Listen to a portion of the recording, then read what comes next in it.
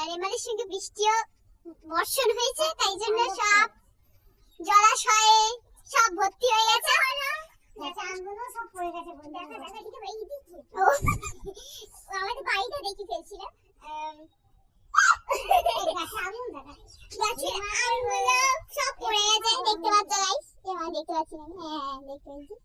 গাছে আম দেখা যাচ্ছে না, ওই দু একটা দেখা যাচ্ছে, আপনারা দেখতে পাচ্ছেন কিনা বলতে পারবো না। নারকেল দেখতে পাবেন।